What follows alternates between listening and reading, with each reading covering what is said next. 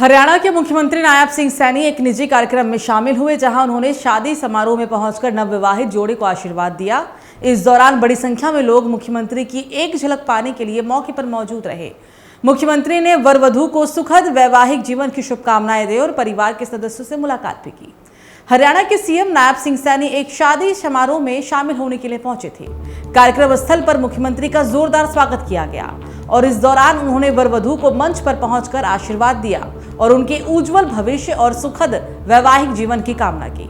मुख्यमंत्री के कार्यक्रम में स्थानीय जनप्रतिनिधि, सामाजिक कार्यकर्ता और बड़ी संख्या में आम लोग भी मौजूद रहे। लोगों में मुख्यमंत्री को करीब से देखने और उनसे मिलने को लेकर खासा उत्साह दिखाई दिया।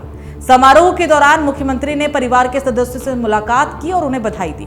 इस अवसर पर सीएम सैनी ने कहा कि विवाह भारतीय संस्कृति का एक बहुत महत्वपूर्ण संस्कार है जो दो परिवारों को आपस में जोड़ता है। उन्होंने कहा कि ऐसे पारिवारिक और सामाजिक कार्यक्रम समाज में आपसी भाईचारे और सौहार्द को मजबूत करते हैं। कार्यक्रम के दौरान सुरक्षा के भी कड़े इंतजाम किए गए थे। स्थानीय प्रशासन और आयोजकों ने मुख्यमंत्री के स्वागत के लिए विशेष तैयारियां की थी।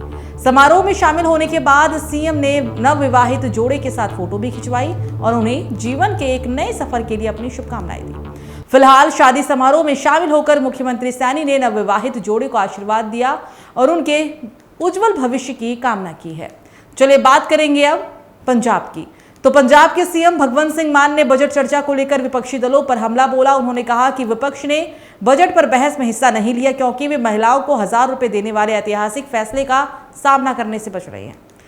पंजाब के सीएम भगवंत मान ने कहा कि विपक्षी दलों ने बजट पर चर्चा में हिस्सा इसलिए नहीं लिया क्योंकि वे महिलाओं को 1000 रुपए देने के ऐतिहासिक फैसले का सामना करने से बच रहे हैं। उन्होंने ये भी कहा कि दशकों तक लोगों को गरीबी में धकेलने वाली पार्टियां अब आम आदमी पार्टी की सरकार के तहत आम परिवारों के सशक्तिकरण से घबरा गई है। पंजाब सरकार के 5वें वार्षिक बजट को शहीदों के सपने का बजट बताते हुए सीएम ने कहा कि इसका उद्देश्य शहीद भगत सिंह और शहीद उधम सिंह जैसे महान शहीदों के सपनों को पूरा करना है। उन्होंने दोहराया कि पंजाब सरकार ने 4 साल के भीतर अपनी सभी चुनावी गारंटियां पूरी कर दी है और साल 2027 के विधानसभा चुनावों के लिए अपना एजेंडा भी तैयार कर रही है। सीएम ने कहा कि विपक्ष पहले से जानता है कि भगवंत सिंह मान के नेतृत्व वाली सरकार 2027 में फिर से सत्ता में आएगी, इसलिए उन्होंने बहस से भागना ही बेहतर समझा।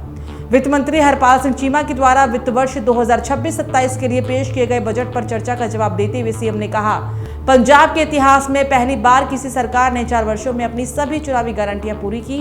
पहले की सरकारों के घोषणा पत्र केवल औपचारिकता होते थे, लेकिन हमने बजट को पवित्र दस्तावेज मानते हुए जनता से किया हर वादा पूरा किया। सीएम मान ने कहा, आम आदमी पार्टी की सरकार ने 4 साल में अपनी सभी चुनावी गारंटियां पूरी कर दी और साल 2027 के विधानसभा चुनाव के लिए अपना एजेंडा तैयार कर रही है। उन्होंने विपक्ष को चेतावनी दी कि जनता के सपनों को पूरा करने वाला ये शहीदों का बजट हर चुनौती का सामना करेगा।